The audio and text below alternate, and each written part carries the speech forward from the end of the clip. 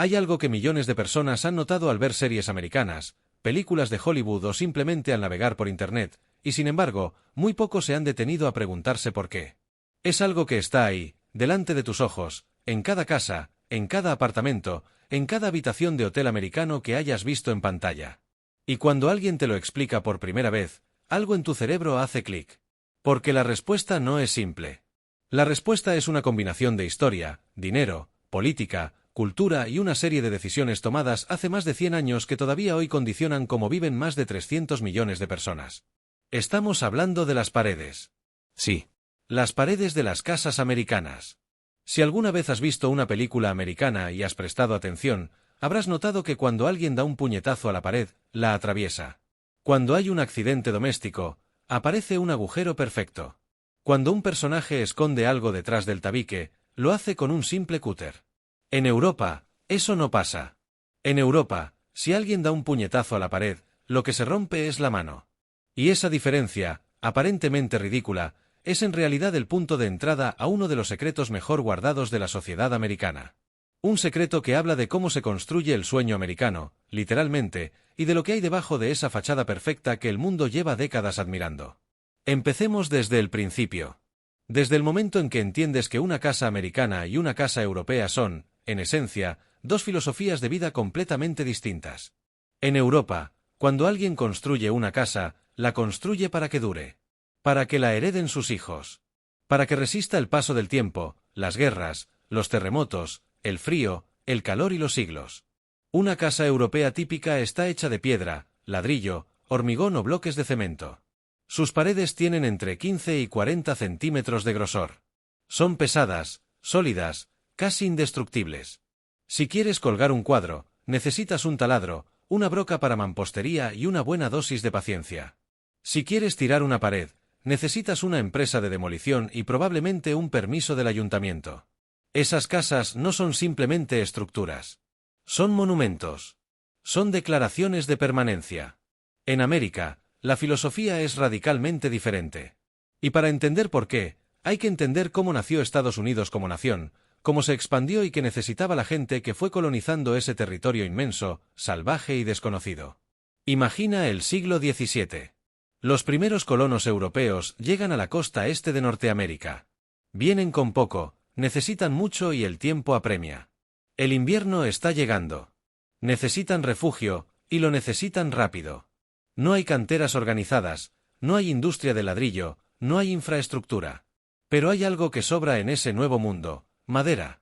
Bosques interminables, árboles enormes, madera de altísima calidad al alcance de la mano. Y la madera tiene una ventaja enorme sobre la piedra: es rápida de trabajar. Con un hacha, una sierra y algo de habilidad, puedes levantar una estructura en días, no en meses. Así nació la tradición de construir en madera en América del Norte. No fue una elección estética. Fue una solución pragmática a un problema urgente. Y esa solución funcionó tan bien, fue tan eficiente y tan adaptada a las condiciones del Nuevo Mundo, que se convirtió en estándar. Se codificó. Se enseñó de generación en generación. Y cuando llegó la industrialización y con ella la posibilidad de fabricar materiales nuevos, la industria no rompió con esa tradición. La perfeccionó. Así llegamos al protagonista de esta historia. El material que está detrás de esas paredes aparentemente frágiles que has visto en 1000 películas americanas. El material que define la construcción residencial en Estados Unidos, Canadá y buena parte del mundo anglosajón. Se llama drywall en inglés, aunque también lo conocerás como plasterboard, sheetrock o simplemente pladur, que es como se llama la marca más conocida en España, aunque el pladur es en realidad una adaptación europea de un sistema americano. El drywall es, en esencia, una plancha formada por un núcleo de yeso comprimido recubierto en ambas caras por cartón grueso. Eso es todo. Yeso y cartón. Una plancha que mide normalmente 1,20 por 2,40 metros, pesa entre 20 y 25 kilos y tiene entre 1 centímetro y 2 centímetros de grosor. Con esas planchas, clavadas o atornilladas a una estructura interior de madera o metal, se construyen las paredes de prácticamente todas las casas unifamiliares y la mayoría de los apartamentos en Estados Unidos. Desde la casa más humilde de un barrio obrero de Detroit hasta la mansión de un barrio rico de Beverly Hills. Drywall. Siempre drywall. Y aquí es donde mucha gente, especialmente los europeos, se lleva la primera gran sorpresa. Porque el drywall no es un material barato de segunda categoría que usan los americanos porque no pueden permitirse algo mejor. El drywall es una decisión consciente, optimizada durante décadas, que responde a una lógica muy específica. Y esa lógica, cuando la entiendes, te obliga a replantear muchas de las ideas que tenías sobre cómo debe ser una casa. La historia del drywall moderno empieza a principios del siglo XX. Antes de su invención, las paredes interiores de las casas americanas se construían con un sistema llamado latant plaster, es decir, listones de madera finos clavados horizontalmente en la estructura, sobre los que se aplicaban varias capas de yeso húmedo. Era un sistema que funcionaba, pero que requería mano de obra especializada, tardaba días en secarse entre capa y capa, y era caro. Un artesano del yeso tardaba semanas en terminar las paredes de una casa. En 1916, la empresa United States Gypsum Company patentó una solución revolucionaria: fabricar láminas de yeso prensado en fábrica, cubiertas con cartón, que se pudieran instalar de forma rápida y sencilla directamente sobre la estructura. Lo llamaron Sackett Board, en honor al inventor Augustine Sackett. La idea era buena, pero el mercado tardó en adoptarla. Los artesanos del yeso, que veían en este invento una amenaza directa a su modo de vida, lo rechazaron activamente. Las empresas constructoras, acostumbradas al sistema tradicional, se mostraron escépticas. Todo cambió con la Segunda Guerra Mundial. Durante la guerra, Estados Unidos necesitaba construir a una velocidad nunca vista. Barracones militares, fábricas de armamento, viviendas para los trabajadores de la industria de guerra. No había tiempo ni mano de obra suficiente para el sistema tradicional de yeso húmedo. El gobierno americano empezó a promover activamente el uso de las planchas de yeso como alternativa rápida y eficiente. Y cuando la guerra terminó, vino el baby boom, la explosión demográfica, el regreso de millones de soldados que necesitaban casas, familias, futuro. El gobierno americano lanzó programas masivos de construcción de vivienda. Empresas como Levitt & Sons levantaron ciudades enteras desde cero en cuestión de meses. Levittown, en Nueva York, pasó de ser un campo de patatas a una ciudad de más de 17.000 casas en menos de 4 años. Eso no habría sido posible con yeso húmedo. Solo era posible con drywall. Y así, en la posguerra americana, el drywall se convirtió en el estándar absoluto de la construcción residencial. Un estándar que nunca se ha abandonado. Pero hay algo más. Algo que va más allá de la historia y que explica por qué el sistema americano de construcción, con toda su aparente fragilidad, tiene una lógica interna muy sólida. Y es la relación que los americanos tienen con la propiedad, con la vivienda y con el tiempo. En Europa, como decíamos, una casa se construye para durar siglos. Eso tiene ventajas evidentes, pero también tiene costes enormes. Una casa de mampostería es cara de construir, cara de reformar, cara de adaptar. Si quieres cambiar la distribución de una casa de piedra, estás ante una obra mayor. Si quieres actualizar las instalaciones eléctricas o de fontanería, tienes que picar paredes, levantar suelos, hacer una obra que puede durar semanas y costarte una fortuna. En América, la filosofía es diferente. Una casa de madera con paredes de drywall es, comparativamente, muy fácil de modificar. ¿Quieres tirar una pared? 2 horas de trabajo. ¿Quieres abrir un hueco para una ventana? Una tarde. ¿Quieres acceder a las tuberías o a los cables eléctricos? Cortas el drywall, haces lo que tienes que hacer, lo reparas y en 24 horas no queda rastro. Esa facilidad de modificación no es una debilidad. Es una fortaleza. Es la expresión arquitectónica de una cultura que valora la adaptabilidad, la renovación y la capacidad de cambiar. Los americanos, en promedio, cambian de casa cada 7 años. No tienen la misma relación de permanencia con su vivienda que tienen los europeos, que en muchos casos heredan la casa familiar y pasan toda su vida en ella. Para un americano, una casa es también una inversión, un activo que se compra, se mejora, se vende y se reinvierte. Y un sistema constructivo que permite mejorar y adaptar una casa de forma rápida y económica encaja perfectamente con esa mentalidad. Ahora bien, llegados a este punto, hay que hablar de lo que el drywall no hace bien. Porque sería deshonesto presentar este sistema como perfecto, y la realidad es que tiene limitaciones muy reales que los propios americanos conocen y padecen. La primera y más evidente es la resistencia. Una pared de drywall sobre estructura de madera no resiste ni remotamente lo que resiste una pared de ladrillo o de hormigón. Es vulnerable a los golpes, a la humedad, a los insectos, especialmente a las termitas, que son una pesadilla para la construcción en madera en muchas partes de Estados Unidos. En zonas con tornados, como el famoso tornado Alley en el centro del país, las casas de madera son devastadas con una facilidad que resulta aterradora. Cada primavera, cuando la temporada de tornados alcanza su pico, las imágenes de barrios enteros reducidos a escombros son un recordatorio brutal de que construir en madera tiene un coste en vidas humanas que ninguna eficiencia económica puede compensar completamente. La segunda limitación es la durabilidad a largo plazo. Una casa de mampostería bien construida puede durar perfectamente 500 años con mantenimiento básico. Una casa de madera y drywall, en condiciones normales, tiene una vida útil estimada de entre 50 y 100 años.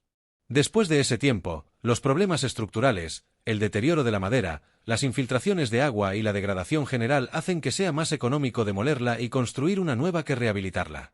Eso genera una cultura de lo desechable en la arquitectura que a muchos europeos les resulta profundamente chocante. La tercera limitación, y quizás la menos conocida pero una de las más impactantes, es el aislamiento acústico. Las paredes de drywall tienen un aislamiento acústico muy inferior al de las paredes de mampostería. En una casa americana típica, puedes escuchar perfectamente lo que ocurre en la habitación de al lado. Las conversaciones de tus vecinos, la televisión, los ruidos nocturnos. Esto, para alguien acostumbrado a vivir en un edificio de hormigón europeo, donde las paredes medianeras aíslan razonablemente bien, resulta una incomodidad considerable. Y aquí llegamos a uno de los aspectos más reveladores de toda esta historia. Al aspecto que, cuando lo descubres, genera esa mezcla de sorpresa, indignación y fascinación que es la marca de todos los grandes secretos. Porque el drywall, con todas sus limitaciones, con toda su aparente fragilidad, se vende en Estados Unidos como el material de construcción más avanzado, más eficiente y más moderno del mundo. La industria americana de la construcción, que mueve cientos de miles de millones de dólares al año, tiene un interés enorme en que el sistema actual se mantenga. Porque un sistema que produce casas que duran 50 años en lugar de 500 es, desde el punto de vista de la industria, infinitamente más rentable. Más casas construidas, más reformas, más demoliciones, más nuevas construcciones. El ciclo no para nunca. El dinero no para de fluir. Esto no es una teoría conspirativa. Es economía básica. Y es perfectamente documentable. Estados Unidos tiene una de las industrias de la construcción más poderosas del mundo, con lobbies que influyen activamente en la legislación sobre códigos de construcción, materiales permitidos y estándares de seguridad. Y esos estándares, que en muchos estados americanos exigen el uso de determinados materiales y técnicas constructivas, son en gran medida los estándares que esa industria ha ayudado a definir. ¿Significa eso que los americanos viven en casas inferiores? No necesariamente. Significa que viven en casas diferentes, optimizadas para un contexto diferente, con una filosofía diferente. Pero sí significa que cuando un ciudadano americano medio ve una casa europea de piedra o de ladrillo y la percibe como algo anticuado, pesado o poco moderno, en parte está reproduciendo un relato que alguien, en algún momento, tuvo mucho interés en instalar. Pero hay otro nivel en esta historia. Un nivel que va más allá de los materiales y que toca algo mucho más profundo, la relación entre la arquitectura y la identidad nacional. El sueño americano, en su versión más clásica, es una casa unifamiliar con jardín, garaje para 2 coches, porche de madera y una valla blanca. Es una imagen que se ha exportado al mundo entero a través del cine y la televisión. Es la promesa de América. Y esa promesa está construida, literalmente, en madera y drywall. Durante décadas, Hollywood ha mostrado esas casas como el epítome del éxito, la comodidad y la vida buena. Las series de televisión americanas han hecho de esas casas el escenario de las historias más emotivas y entrañables. Y el mundo las ha mirado con envidia, con admiración, con deseo. Queremos esas casas porque nos han enseñado a quererlas.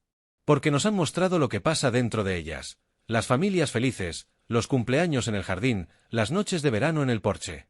Y todo eso es real, en la medida en que cualquier experiencia humana es real.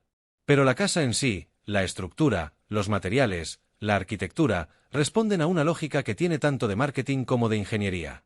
Y sin embargo, hay algo que no podemos ignorar. Hay algo en la construcción americana que, con todos sus defectos y limitaciones, ha logrado algo que la construcción europea tardó mucho más en conseguir: hacer que la propiedad de una vivienda fuera accesible para las clases medias y trabajadoras. El sistema constructivo americano, con su énfasis en la velocidad, la estandarización y la reducción de costes, ha permitido que millones de familias de ingresos medios y bajos tuvieran acceso a una casa propia. Los precios de construcción por metro cuadrado en Estados Unidos son, en muchas regiones, significativamente inferiores a los de Europa. Una casa nueva en Texas o en el medio oeste americano puede construirse por una fracción del coste que tendría en España, Francia o Alemania. Eso es un logro real. Un logro que tiene costes reales, en términos de durabilidad, resistencia y sostenibilidad, pero un logro al fin y al cabo. Aquí volvemos a lo más técnico, porque hay un detalle que casi nadie menciona cuando habla del drywall y que cambia completamente la perspectiva. El drywall moderno no es el drywall de los años 50. La industria ha evolucionado. Existen hoy en día variedades de drywall resistente al agua para baños y cocinas, drywall resistente al fuego con núcleos de fibra de vidrio que cumplen normativas de seguridad estrictísimas, drywall con aislamiento acústico integrado, drywall con propiedades antimolde para climas húmedos. El producto ha madurado.